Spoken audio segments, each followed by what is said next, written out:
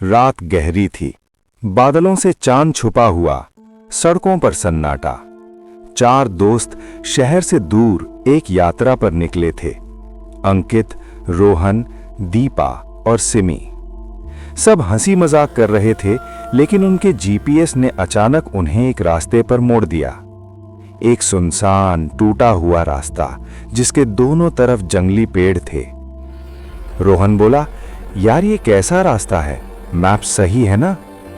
अंकित हंसकर बोला, relax, adventure होगा। लेकिन जैसे जैसे गाड़ी आगे बढ़ती गई, रास्ता और सुनसान होता गया। अचानक गाड़ी झटके से रुक गई। टैंक्स फुल था, लेकिन इंजन बंद। दीपा डरकर बोली, मुझे ठीक नहीं लग रहा, वापस चलते हैं। लेकिन उनके सामने दूर कहीं हल्की रोशनी दिखाई दी।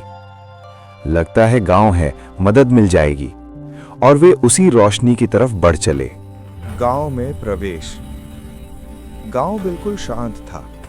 कच्चे मिट्टी के घर, टूटी छतें, लेकिन अजीब बात, कई घरों में दिए जल रहे थे। चूल्हे की राख गर्म थी, पर कोई इंसान नहीं।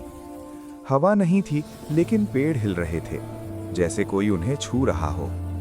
सिमी डरकर बोली, ये गांव खाली नहीं है, कोई है यहाँ। अचानक दूर से बच्चों की हंसी सुनाई दी।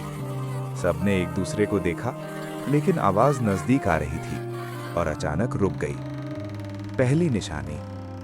वे एक घर के पास पहुंचे। दरवाजा अपने आप खुल गया। अंदर धूल, टूटे बर्तन, लेकिन दीवार पर कुछ लिखा था, सूरज डूबने के बाद यहां मत ठहरो। अचानक पीछे से आवाज आई, कौन हो तुम? चारों पलटे। एक बूढ़ी औरत खड़ी थी, चेहरे पर झुर्रियां, आंखें लाल, लेकिन मुस्कान डरावनी शांत। बेटा, यहाँ रात में इंसान नहीं रहते। अंकित ने कांपते स्वर में पूछा, तो फिर कौन रहता है? वो धीमी आवाज में बोली, हम जो मर चुके हैं। और अगले ही पल वो गायब। वापस भागने की कोशिश। सब पागलों की तरह गांव से बाहर भागे, पर रास्ता गायब था। जहां सड़क थी, वहां अब घना जंगल। ये कैसे हो सकता है? रोहन चिल्लाया। अचानक हर घर की खिड़की में साए खड़े दिखने लगे। कोई हिल नहीं रहा था, बस देख रहा था। सिमी रोने लगी, दीपा का हाथ कांप रहा था। और तभी ढोल की आवाज आने लगी। उनके सामने धीरे धीरे पूरा गांव दिखाई देने लगा। लोग चल रहे थे, बच्चे खेल रहे थे, औरतें पानी भर रही थीं, पर सबके चेहरे फीके, आंखें खाली, जैसे जिंदा होकर भी जिंदा नहीं। एक आदमी उनके सामने आया। तुम बाहर से आए हो? अंकित ने सिर हिलाया।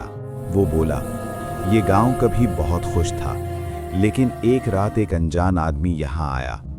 उसने कहा, तुम्हारा गांव श्रापित है। लोग हंसे, मजाक उड़ाया। क्रोध में उस आदमी ने कहा, अब यहां कोई जिंदा नहीं रहेगा। अगली ही सुबह पूरा गांव मरा पड़ा था, लेकिन शरीर नहीं सड़े, रूहें यहां बंद गईं। और अब जो भी यहां आता है, बाहर नहीं जा पाता। हॉरर बढ़ता है।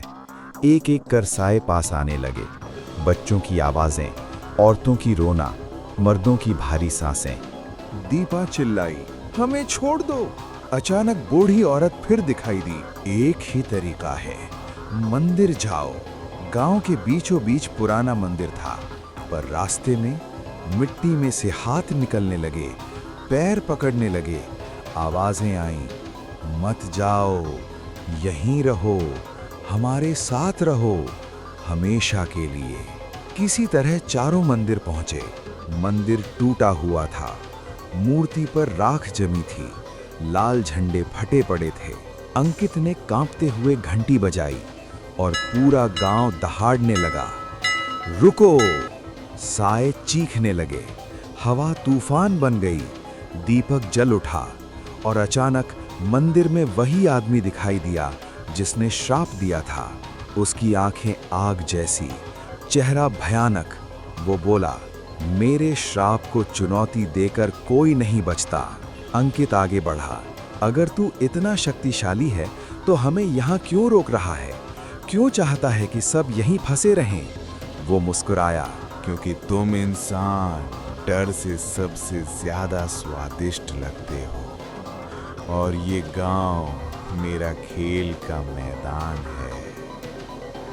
अचानक मंदिर कांपने लगा, दीवारों से हाथ निकलने लगे, जमीन फटने लगी। अंतिम मोड़। दीपा ने मूर्ति पर पड़ा छोटा सा ताबीज दिखा। उस पर लिखा था, विश्वास ही मुक्ति है। उसने ताबीज उठाया, तेज रोशनी फैली, पूरे गांव की आत्माएं चीखने लगी। वो आदमी राख बनकर उड़ गया। रोशनी शांत हुई और गांव फिर से बिल्कुल खाली। गाड़ी खुद चालू हो गई, रास्ता फिर वापस आ गया। चारों गांव से बाहर निकल गए।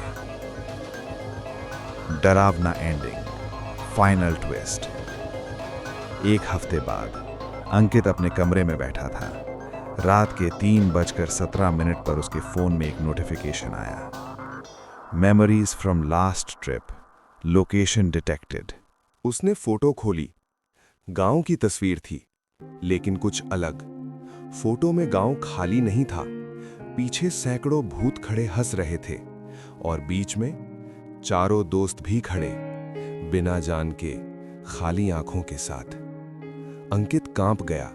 उसका दिल तेज धड़कने लगा और फिर उसे महसूस हुआ उसकी सांस रुक रही है। शीशे में देखा, उसकी आंखें अब इंसानी नहीं थीं और दूर उसी गांव में 4 नई आत्माएं जुड़ चुकी थीं।